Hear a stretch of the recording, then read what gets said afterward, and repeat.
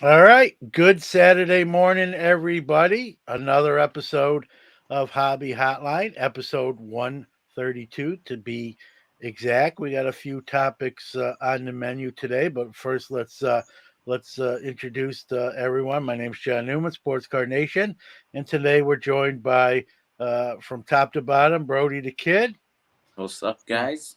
and Logan Ward, NASCAR Radio. What? This is Hobby Hotline. Oh, hold on. Okay, I'm good to go now. We're good to go. I wonder if anyone like I get it. I wonder if anyone else gets that reference. But you know what? Since you did that, we weren't going to start the show with that, but let's segue right into it. This isn't going to be our main topic, obviously, but I wanted to pay. I'm a big football guy.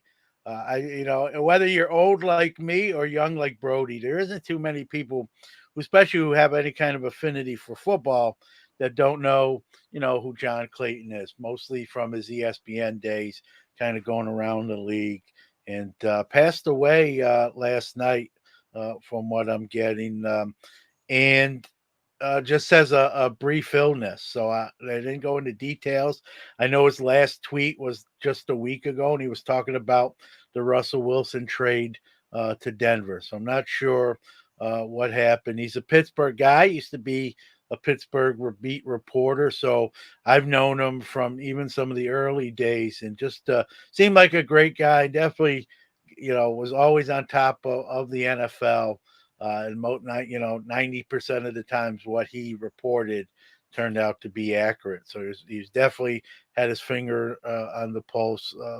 Been involved in football for a good chunk of his life, and he passed away yesterday. Going to miss him, and what he brought to a sport I'm very fond of. Kind of Brody. I'll go to you first, just being younger. I mean, you knew who John Clayton was, I'm assuming.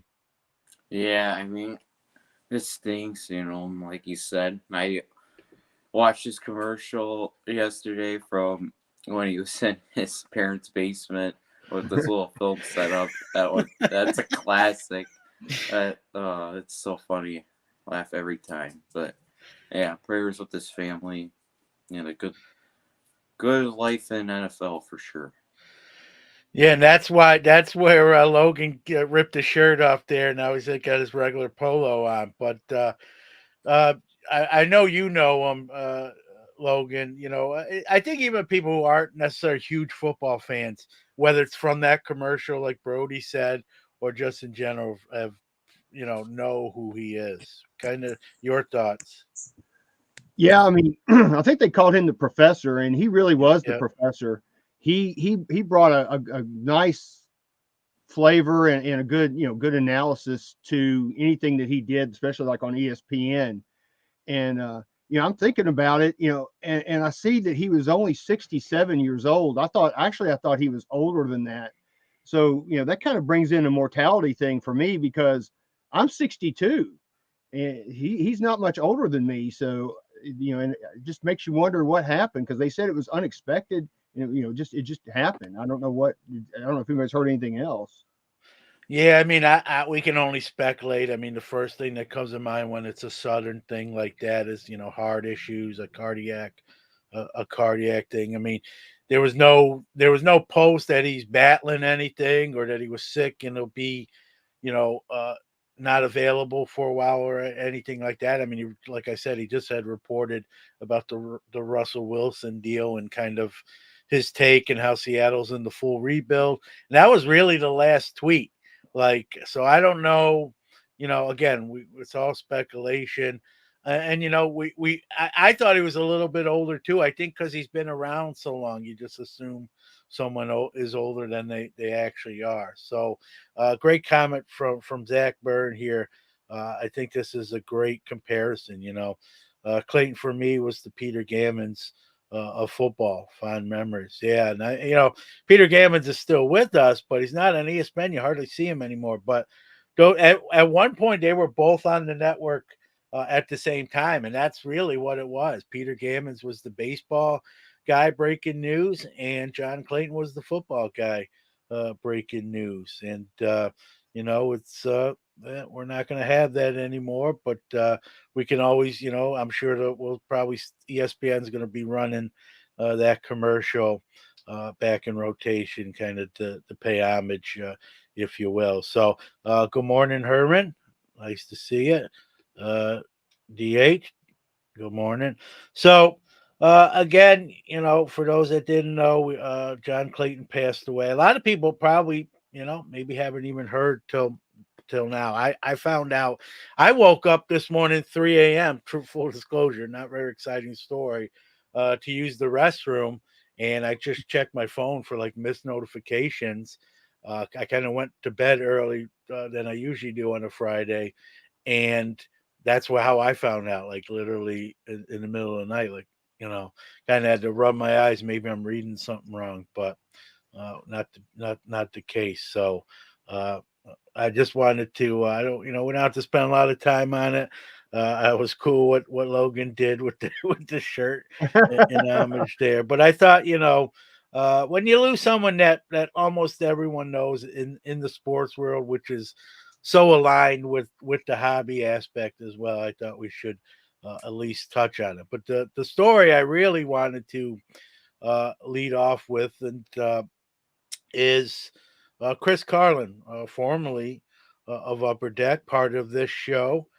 He's going to have a new workplace. He's leaving Upper Deck to go to Collectors, uh, more known as PSA, the hat that Logan's rocking right now. And again, there's a human element to this, and there's financial stuff, there's happiness stuff, and that's you know personal to Chris Carlin, and as it should be. But just as a hobbyist, kind of taking, and I'm very close with Chris and friends with him, but taking that aside, and I haven't, full disclosure, I haven't talked to him about this move. So this is all, before I have any conversations pertaining to that. My first initial reaction, guys, and I know you know him well too, was I was kind of sad, not for him personally. I mean, this is his decision, and he's taking on a new challenge, but kind of what he meant, with what he did at Upper Deck. Seeing him walking around the National and interacting with people and handing stuff out, the different sets he was responsible for getting produced, as a key cog at Upper Deck. I guess what I'm sad with is he's going from sort of like a production card role to, just to, in a sense, a grading company. He's going to be in charge of customer service. He's going to be a great asset, obviously, to Collectors. That's no doubt. But we're going to lose the card Chris, sort of. And I know grading involves cards. I get that. But more on the front lines of cards. I think we're going to miss that aspect of them. I don't know. I hope he still gets to, interact with people, but he was one of the best in the biz with kind of walking the floor as just one of us, and high-fiving and talking about products and what's going on at Upper Deck. And I don't know if he, I don't know. I know he's going to be in the customer service role. He gave me this. I don't know if you guys got one. This is an Upper Deck fun gauge, and kind of when I heard this, I put it on the low fun, because Upper Deck's gonna miss him. I think the hobby's gonna miss him, and he's not leaving the hobby, but I think they're gonna miss him from that card production, from a card manufacturer working for Upper Deck to now going into sort of more of a corporate role as a customer. And he was customer service even with Upper Deck, but I think he was more hands-on. And again, we'll have to see. I mean, he's going to be starting this coming week. This time I'll go to Logan first. You know him, your thoughts when you kind of heard this.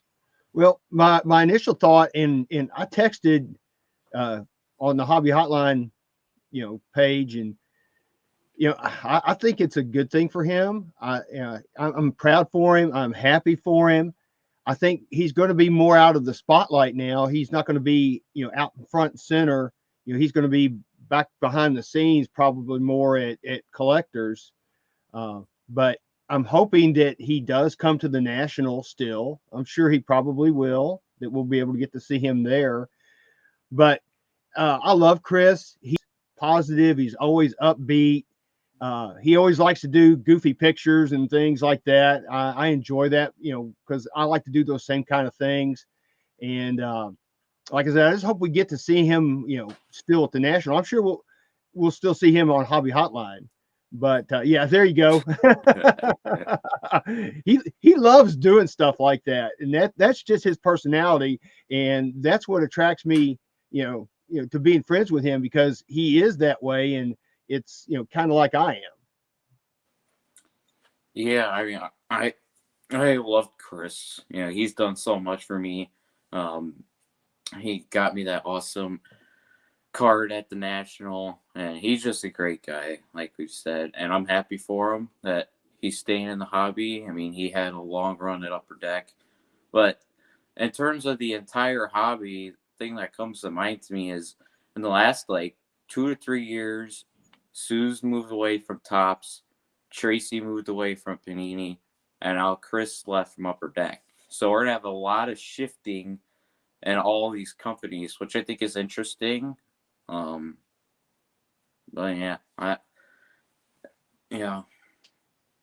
Brody brings up something interesting there, pointing out some of those folks that have kind of moved on from the card production, the card manufacturers side of the house to the, the non-production companies, whether it be Golden with auctions, and in Chris's case, collectors, which is more known for grading. I'm going to miss him, and again, he's going to be at the National. I don't want to speak for him, but it's probably a safe bet that he's going to be in the National. But, when he walked that floor, he almost felt like, well, he was one. He'll tell you this himself. He is one of us. Like, he's just a regular guy that's got one of the coolest jobs in the world. But, I'm going to miss that. He's probably not going to be in that role. And I know, people get replaced. I get it. No one is, the old saying in business and job world, right? No one's irreplaceable. But there's only one Chris Carlin, and I'm going to miss him in his Upper Deck role. I know this is his decision. I'm going to be happy for him in that. But from a selfish perspective, Logan and Brody, I'm sort of going to miss him not being with Upper Deck in the capacity that he was. Like Logan, like you stated, with Brody, all the interactions. Now we can still talk to him and all that, but it'll just sort of be a different vibe. But I wanted, going back to Brody's point, is there something, are people reading tea leaves here with some of these moves? Is it financial based? I'm sure it's financial based. That's part of life. We all make financial based decisions. Anyone that says they don't is being disingenuous. But is this maybe people in the hobby just seeing, maybe looking down the tracks and seeing some stuff? I mean, you think there's anything to that, Logan? And then I'll get Brody's take too. There could be. I mean, maybe, and again, this is pure speculation. Maybe there's going to be some kind of acquisition of Upper Deck. I mean, who knows? Maybe he knows something that's going on that we're not privy to, and maybe he thought it was time, in his best interest to move on. I don't know. It's hard to say what's going to happen in the future. I mean, with Fanatics and everything coming in here, there's so much change going on right now, and so many, lateral moves and people, acquisitions and all the things that are going on. Maybe, like I said, maybe he saw some handwriting on the wall that we're not seeing, and he got this opportunity from collectors and said, hey, this is a good fit for me. It financially works for me, and it's going to help my family. I'm going to take it. Yeah, I think there's probably something for sure. I mean, Tracy went to the road show, and I think there was definitely something he saw, either if it's with the Fanatics or whatever. He obviously saw a huge opportunity in that, and like we talked about the financial ways now. But yeah, I mean, Chris is going to definitely be irreplaceable. But I think, but that's not saying that. I mean, Top's got a good hire. Emily Kless is awesome. Pat Geek is awesome too. That replaced Tracy. So hopefully, Upper Deck gets somebody really cool, to fill his shoes. But they've got huge shoes to fill. All right, I wasn't supposed to announce this yet, but since no, I'm just kidding. But a couple comments here I want to get to here because I think they're pertinent. From Dan Ryan here in the Q's where I am, he says all the hobby companies need to be aggressive in the talent land rush to build and thrive to 23 and beyond. I agree. It's going to be crunch time as the landscape has changed. And Game Time Gallery, PSA customer service department needs a lot of help. Hopefully, Chris will be able to get that on track. And I want to get, I'm going to say a couple things here, and then I definitely want to go to you, Logan, because I know you have your finger on the pulse with all things PSA. Chris is a master at what he does. I mean, customer service is his middle name. And, but listen, this is the one category I think most people will tell you that is probably the lowest rated category for PSA, right? Is some of that customer service stuff with backlogs and other issues, right? Chris is going into, maybe this part of his decision. If he happens to be watching, he wants to call on, that would be awesome. But even in getting to talk to him later on, maybe this is a challenge he's looking to really take. When you're anywhere for that long, right? And I mean, he was with Upper Deck over 20 years. Things can get, not as fresh is probably the nice way to put it. And you're looking for, something new or a new challenge. Sometimes when something's maybe almost too easy, certain minds, need more challenges. And so I'm wondering if this is somewhere on the list with Chris's decision. And we're going to talk about challenge. This is going to be quite the challenge because it's the one category that PSA definitely, I think, needs to improve on the most, truth be told. They're getting the right guy, I think. You could argue if Chris can't fix it, might not be fixable. Your thoughts. You're a PSA guy, Logan. Would you agree with that? And what are your thoughts there? Just kind of piggybacking what I said. Yeah, I agree. PSA does need some help with their customer service. And it's really odd because I hardly ever call them, but I had to call them this week about an issue that I had with the submission. And I called late in the afternoon and I got a message saying that their queue was full for questions and things that they were going to take for the day. And it's like, and they said, call back in the morning. So I did, but I don't know if they're just understaffed or, if they need a new call center system or what they need, but they definitely, I love PSA. Please, PSA, don't get this wrong. Yeah.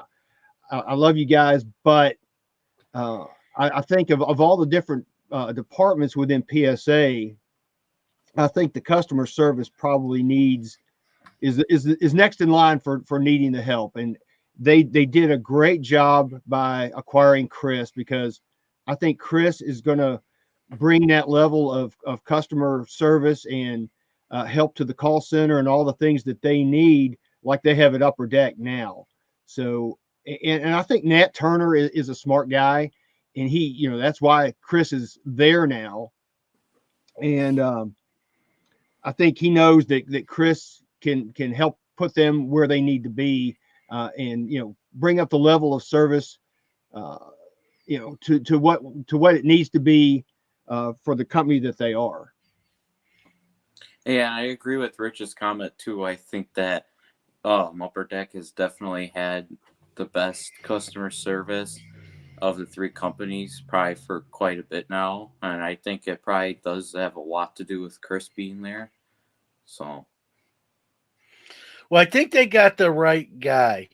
mm-hmm. I think we all sound like we have a consensus there. I just, um, I hope it we all, there's a term, right? Passion bucket, right? We all fill it in different ways, and hopefully we fill it in things we enjoy doing. I hope, the new challenge fills that passion bucket for him. He's going to have his hands full. He's definitely going to be in a different space than, at Upper Deck. I mean, you're talking about two different style of companies. One is a card producer, one is a grader, amongst other things. Maybe, Logan, you brought up something that maybe, there's news to come down with Upper Deck here.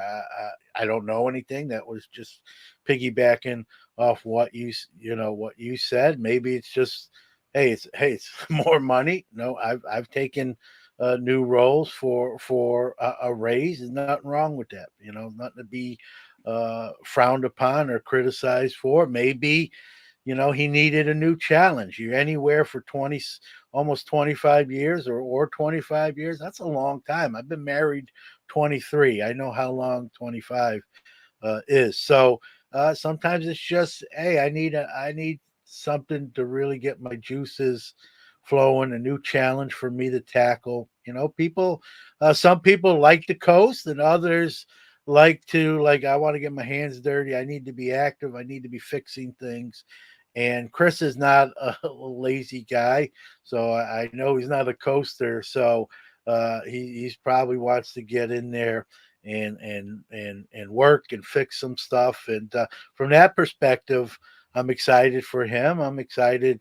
PSA probably got one of the best guys in that capacity. If we're ranking him, he's right there up at the top. So, but we have seen some talent acquisition with some of these major players and major companies, and people kind of leaving long-term roles for new ones. So it'll be interesting to see how this all plays out. It's going to be interesting to see you know uh, what he can bring at PSA or collectors, and what improvements can be made. But for those who are critical of PSA, now let's see, give him the benefit of the doubt, and let's see what he can do there. And I'll be interested to see for sure. I have an order, Logan, Brody. I have an order that's in there from October of 2021, right? Or I should take that back, October of 2020, and here we are in March of 22. So whatever that is, 16, 17 months. And listen, I know people who've submitted cards after my submission who have gotten their stuff back, before mine. So, and there's a lot of stories like that, and it is what it is. But hopefully that stuff gets better with maybe Chris having some string pulling there now. And if it doesn't, it's not going to be Chris's fault. Like that's probably safe to say. Comment from Rex. Gocher, New Buffalo. Sorry we're late. Busy morning, but we're on the big screen. Don't send me a bill if that big screen cracks with my ugly mug on it. But good morning, guys, in New Buffalo. And there's expansion and awesome stuff there with Rex, Max, and Owen. All right. Any kind of final thoughts on Chris before we go, in his new role, or before we kind of go to the next topic? Yeah, I just want to say that all the things that I see PSA doing, I think they're making, in my opinion, I think they're making the right moves. I had no idea that Chris was going to Collectors until I saw the post on Twitter.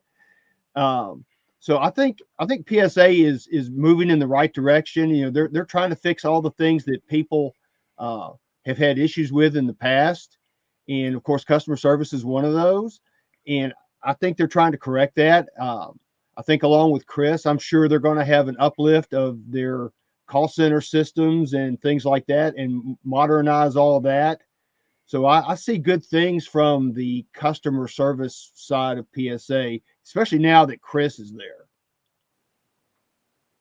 No doubt, Brody. I Any agree. kind of Yeah, I agree. I think they're making good moves, and I think we hit every point on the line. Chris is a great guy, and he's still going to be in the hobby, which is awesome. Yeah, I'll say something and just to kind of to close this topic out. First off, I wish Chris all the luck. I don't think he might need a little bit there with the situation get into, but he's a smart guy. He's a worker. He's going to get in there and get his hands dirty. So I don't have any doubts there. I had recently talked to him as recently as I got to give him kudos because I would trust Chris, I guess, with like government top secret stuff because I had recently talked to him and he made no allusion to changing positions or any kind of things, anything pertaining to this. So, he would be probably a very tough poker player to play against. Good poker face, no Mm-hmm. talent. But all joking aside, obviously, Chris is a great person in hobby. I'm fortunate, like you guys, to call him a friend and have some, those different type of interactions that not everyone is always privy to, and I'm appreciative of that. And so, regardless of whether you like PSA, don't like PSA, I wish Chris the person. The best of luck. This is a guy who's done a lot of stuff for a lot of people without even patting himself on the back, very quietly. And so I'm wishing him all the success. And again, they're getting really the right guy for what they need. Let's just we'll see what he can go in there and get done. That'll be fun to watch as well. All right, let's go to our next topic. Oh, go ahead. Oh, I was just going to make a silly comment real quick. I was wondering if he left any skid marks as he was leaving Upper Deck. That's for you, Brad. Yeah, we like to like inside joke humor. There you go. All right, I know it's been talked about. I think it before on this show, maybe not at nauseum, and I don't want to talk about it at nauseum. But we all know now that Brady. I'll call it the Brady Ball blockbuster bummer. Right, gentleman buys the last touchdown pass by Tom Brady, caught by Mike Evans against the Rams. Paid over $500,000, $518,000 to be exact. And the very next day, Tom Brady releases that I am returning at age 45 to play NFL football again. And some people might say, how do you shouldn't feel bad for a rich person that pays $500,000 for a $40 football, regardless of all the story attached to it. But you do, especially just think about it. It's the day after. So I'm like, I know Tom Brady didn't do it for that reason, but can it looks like, hey, Tom Brady said, oh, that guy just paid. Watch this, hold my beer. And Yeah. come. Yeah, I'm not a huge Brady fan, so that's my thing. He did it For just spite. because the guy bought the ball. And the other funny part about it is the selection show just got announced for March Madness, and 30 minutes later, Brady's like, "Oh, pay all attention on me. I'm returning to the NFL. Who cares about March Madness? I'm Tom Brady, and I'll always be the best." Well, he's a smart dude. I wouldn't put anything past him at this point. This is a guy tried to patent the term when he signed with Tampa Bay. He wanted to patent Tampa Bay. Tried to get that was denied, but that's he's a businessman. His mind's always working like that. Now we'll go to the business side of it. Obviously, if you're that gentleman or person, I don't, they haven't been identified to my knowledge anyway. That person, if you're that person that spent over $500,000 for that ball, and then the very next day, that announcement gets made by Brady. Obviously, it goes without saying that the significance of that ball will decrease once Brady throws his next pass. That's another thing we got to talk about. Until that next touchdown pass gets thrown, the ball is the last, and that's probably what the auction house is going to say, right? Is hey, we sold you the last touchdown ball thrown by Tom Brady. You bid on it. It is the last touchdown thrown by Tom Brady until the next one, which hasn't happened yet. So that's going to be sort of the auction houses, you know, if out, if you will, to maybe a refund. But I'm just thinking legally, does this buyer, does this bidder, does he have any legal recourse to say, hey, had I, uh, he could say, had I known that, and then again, the auction house could say, well, had we known a lot of things, we'd all be rich people if we knew things ahead of time. That's just a chance you take, and should have kind of thought about that before you bid that high. What do you think, guys? Can he get a lawyer? Can he take any kind of legal action to reverse the transaction? Can he take any legal action to even like pay less? Say, hey, listen, I know it's still a Tom Brady touchdown ball. It's got some value, but it isn't worth $500,000 anymore. Can he try to recoup maybe some of his investment? Rich Klein in the chats, has he paid yet? I gotta think. I know how your card's on file when you're the high bidder. I think the transaction gets processed. I don't. I've never bought anything for $500,000 yet. I'm just kidding, or ever. So I can't speak in that realm. But when I've bought stuff at auction, let's say for 3 or 4 figures, it gets processed and then shipped to you like pretty quickly. So, and I got to think on a $500,000 sale, they're probably not going to dawdle too much and get that process just in case there's any issues. Whether that's now again, I don't know the bidder. Maybe they have an agreement where he's a known person and they operate on a cashier's check. Again, there's all sorts of variables. I don't know whether he's paid or not paid, but let's go on the assumption, guys, that he has paid. The transaction's complete. What can he do?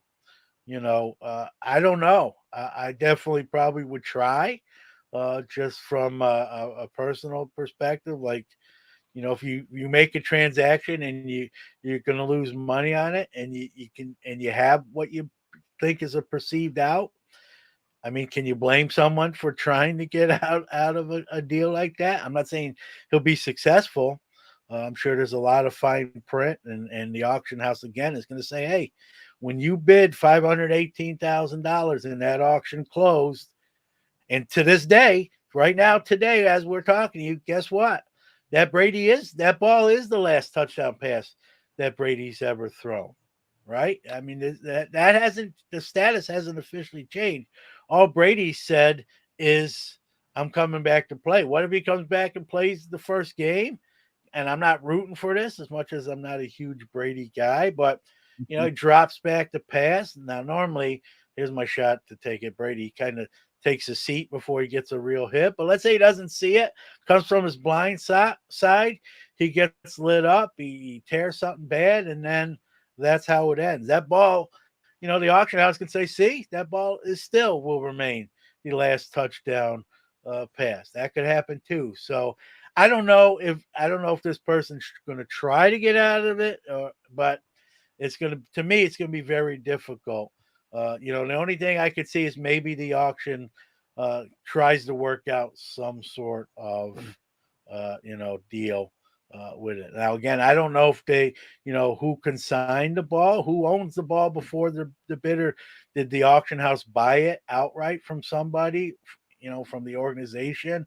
How was the ball acquired? There's a lot of provenance questions too, and Leland's is the auction house. So rather than me just say auction house constantly, but Game Time Gallery comment here.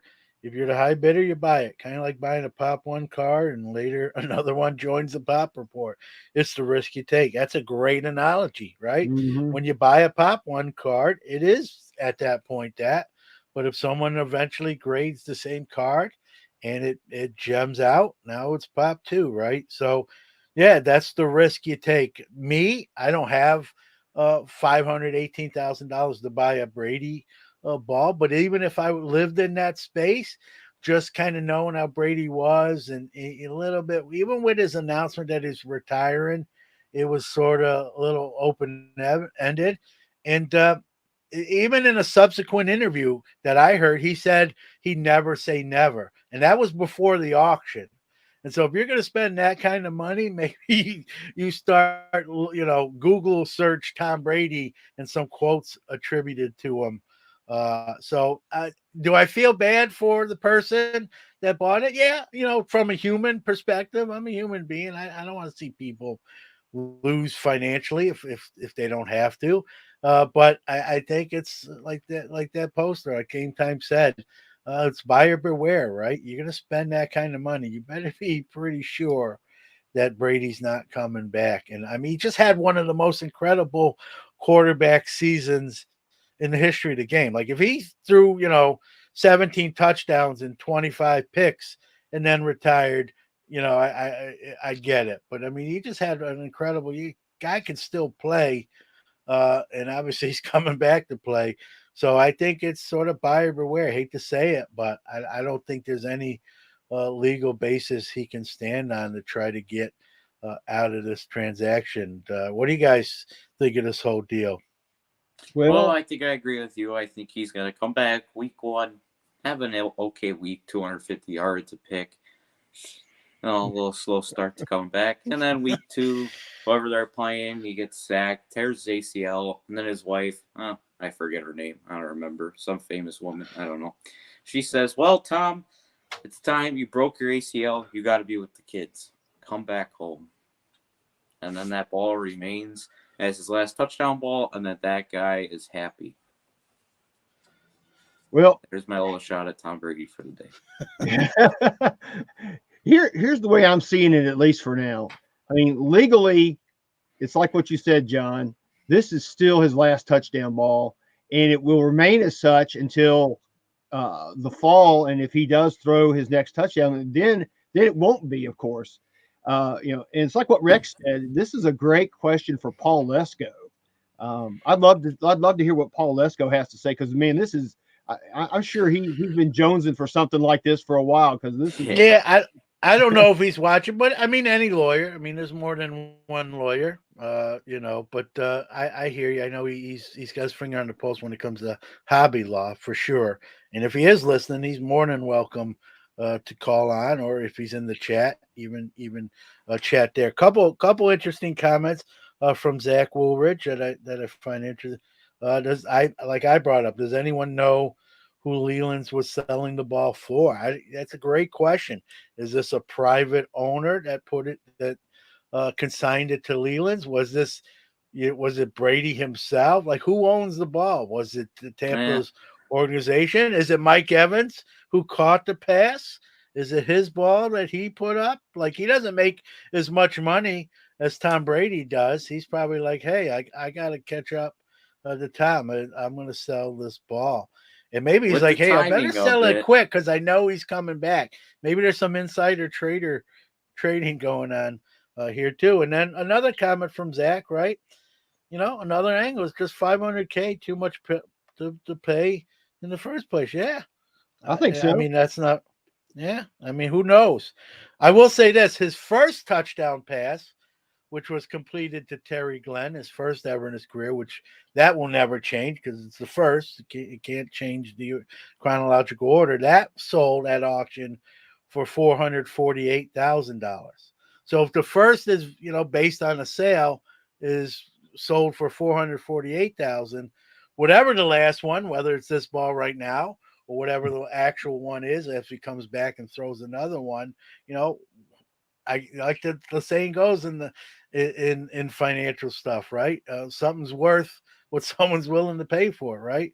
This individual was willing to pay $518,000, so I guess that's what it's worth. Not to me, because I wouldn't pay 518. I might pay $518,000 for Tom Brady to stay $1,000. I'll pay 518 from the stay retired, but all joking aside,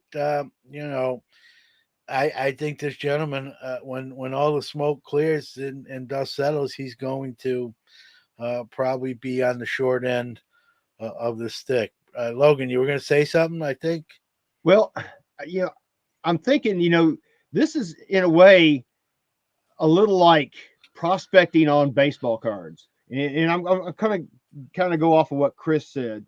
I mean, you have Joe Schmo hot player coming up, and everybody puts their money into spending a lot of money on Joe Schmo hot player cards. All of a sudden, Joe Schmo player, something happens. He has a career-ending injury, and now his cards go to nothing. What recourse does anybody have for that? Nothing.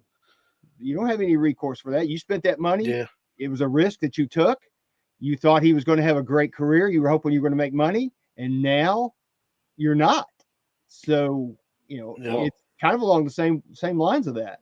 Yeah, my question for you guys is that Jason Dominguez, one of one superfractor, sold for over 500,000 or whatever it was too. Should that be going for the same or more? I forget how much it exactly went for.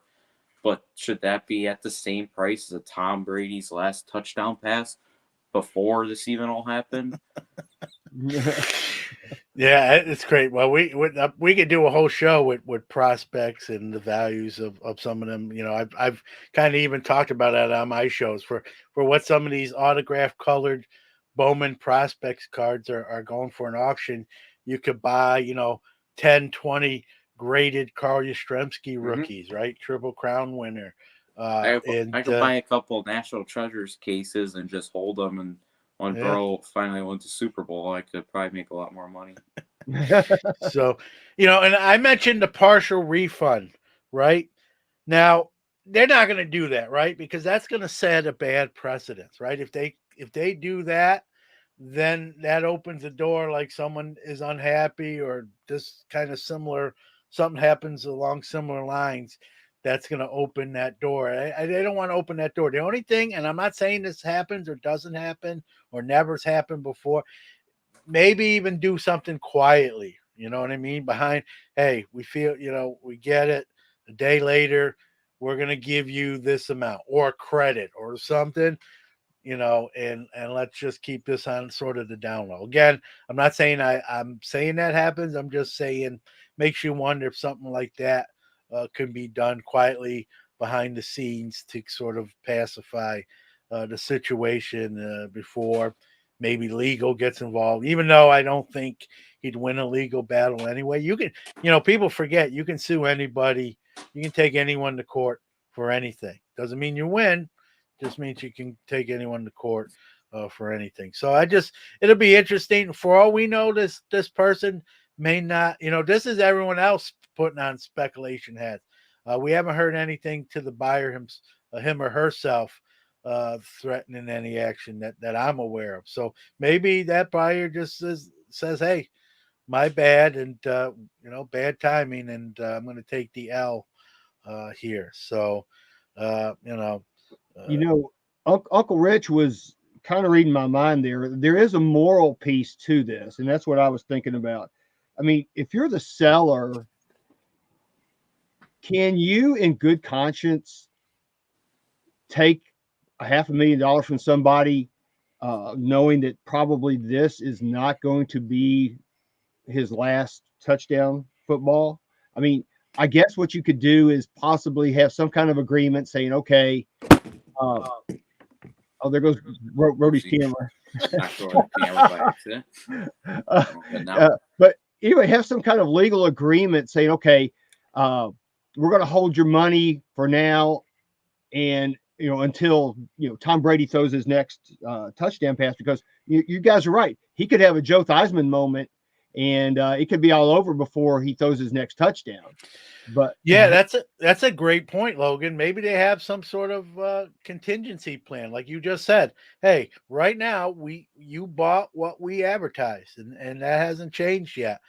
But like Rich said, there's a moral issue too. Like, hey, we feel bad the very next day, said player unretired, kind of changing the complexion of this auction. Right now, what you own is what we advertised. If he comes back, starts the season, and throws that next touchdown pass, we're willing to do this for you in light of that. That would be, I think would be a good gesture. Now, will they do it? I can't speak for them. I don't know. Has anything like that even would that set a precedent? Has anything done ever happened similar to that before? I can't think of anything mm-mm. off the top of my head. So a lot of time, the thing is, it's so instant gratification, right? A lot of times you see like Mantl's last home run ball, but it doesn't hit the auctions till 10, 15 years after the actual event, right? But we live in a world now where, you know, cards get printed the same day, in Topps Now case, a momentous thing happens.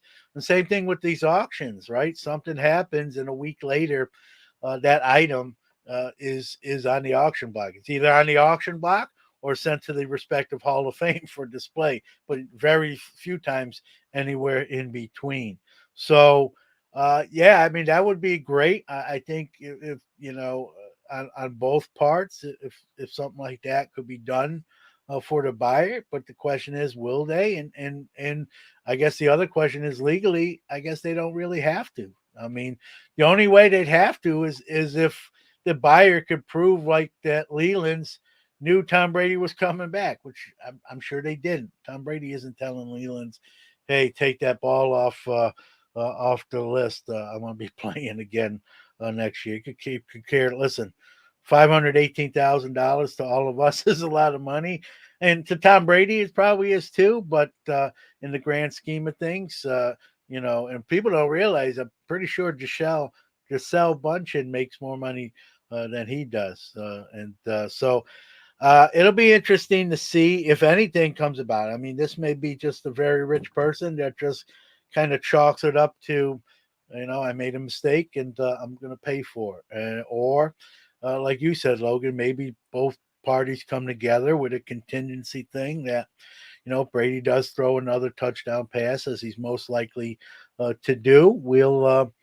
We'll have to do this for you, or we're willing to do this for you if you accept that. So it'll be interesting. I'm sure we'll hear more about this story. I think at some point, I'm not guaranteeing this, but maybe the buyer, uh, you know, uh, comes to light. Maybe the buyer goes on the tour with the ball and charges people to hold it and sort of recoups his money that way. We've seen that with other things. I remember the Bartman ball kind of that took a life of its own too, right? And until they blew it up. So maybe something like that happens, but it'll be interesting. All right, we got one. Dan Ryan asked me what would I be willing to pay for Ben Roethlisberger's last touchdown pass.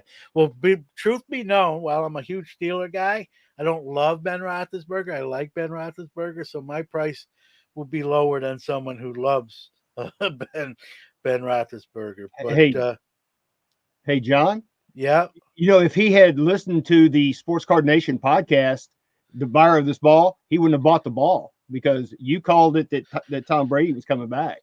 yeah, I did. You're right, and I'm glad you said it, so I didn't. But literally, the day or two after he announced retirement, I said I don't believe it. I think he's coming back. He just had an incredible year. People don't retire. Athletes do. I don't want to say never, but it's very rare they retire with an MVP type season like that, right? And so I just didn't buy it. I felt, even if you read his statement and you read between the lines, it was very like you could tell Giselle was kind of probably, in his head, hey, it's time.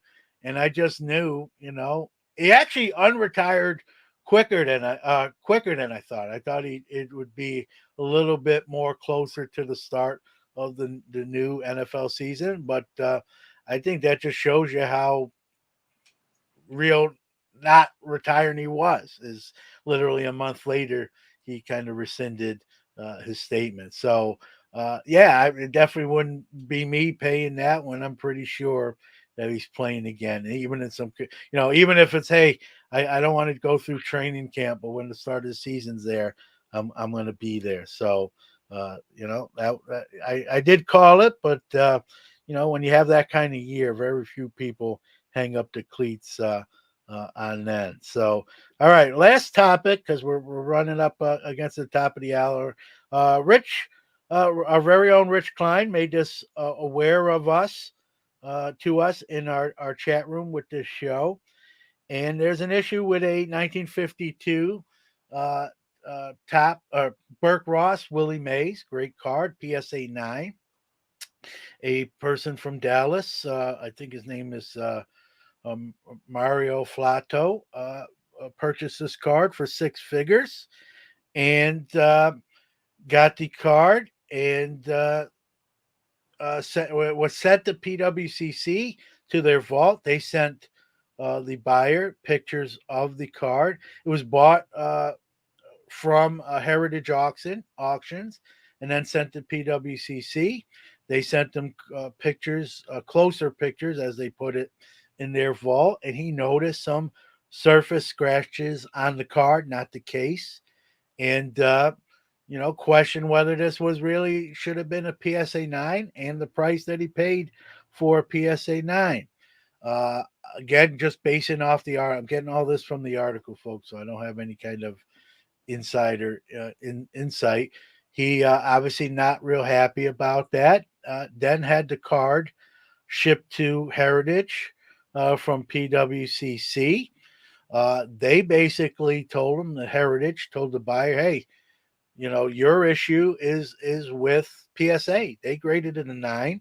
We sold a PSA 9 Burke Ross Mays. That's what you bid on. That's, again, same thing here with auctions. You bid on what we advertise, right? We didn't give you a PSA 8 slab Burke Ross Mays. It's a PSA 9.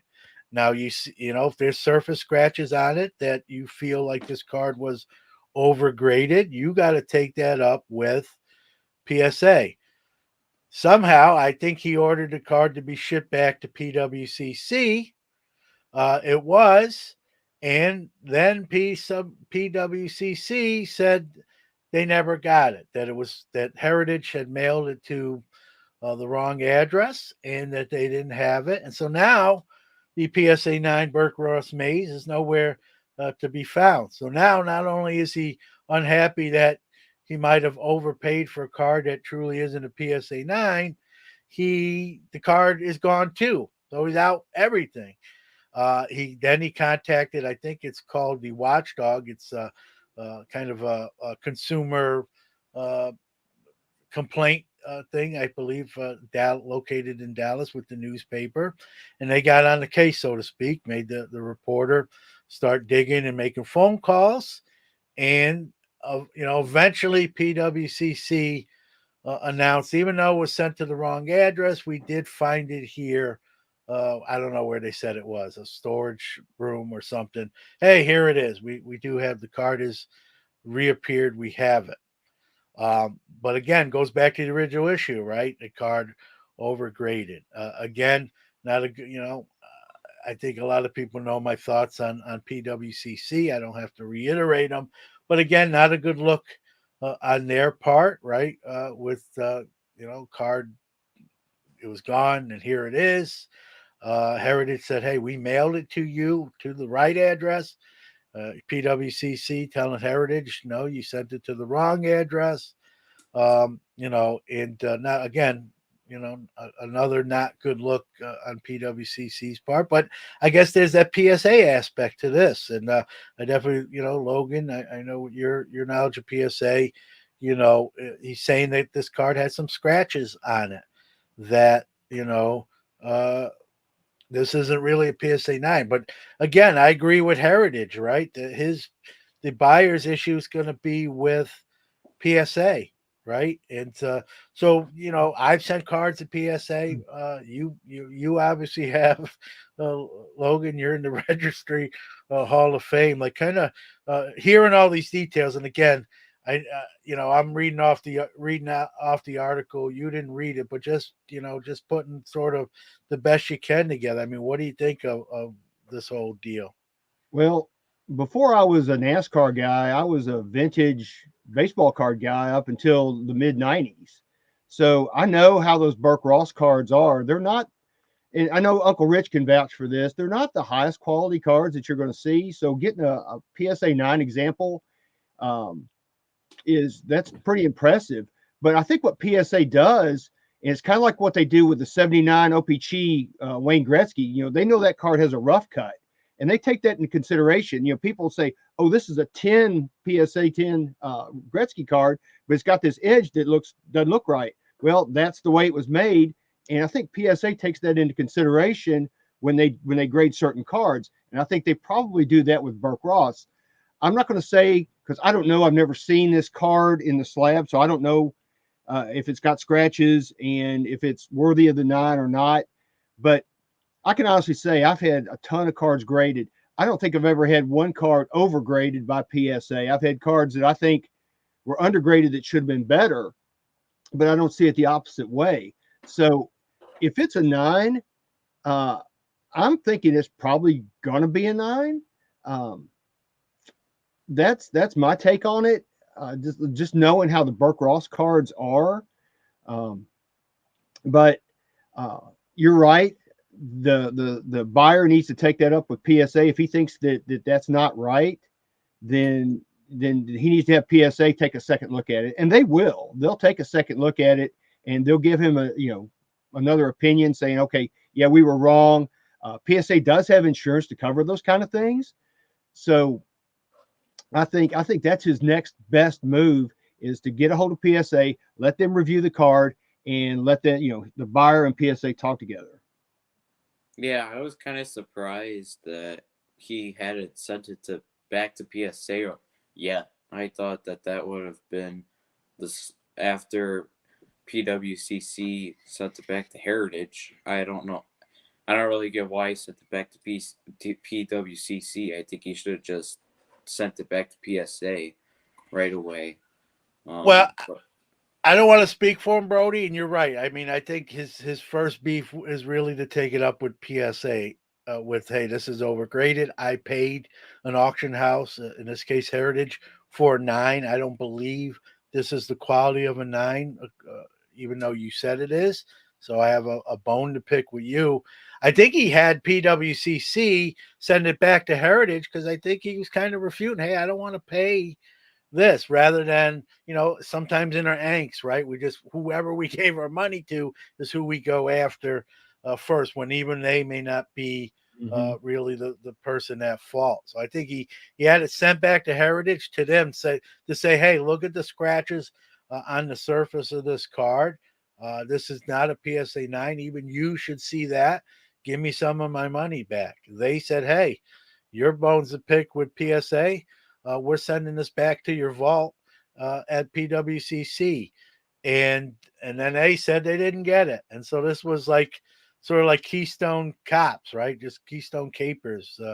And like you said, Logan, he's probably going to have that eventually, now that the card has been mysteriously found, actually send that to PSA for those folks there to, examine it and state why it should remain a PSA 9, or for them to say, hey, our bad, you're right.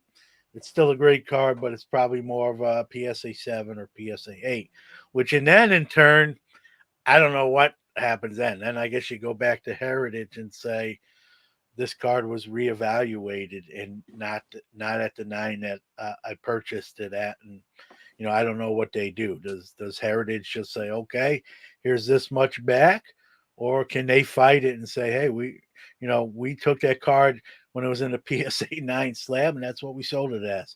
You go after PSA. They misgraded it. We didn't do nothing wrong. And like you said, Logan, they have insurance. How would that work? Let's say just getting ahead of ourselves. Let's say PSA says, "Hey, you know what? This is an 8. We're gonna regrade it. We're gonna reslab it in its proper grade as an 8." Would PSA have to?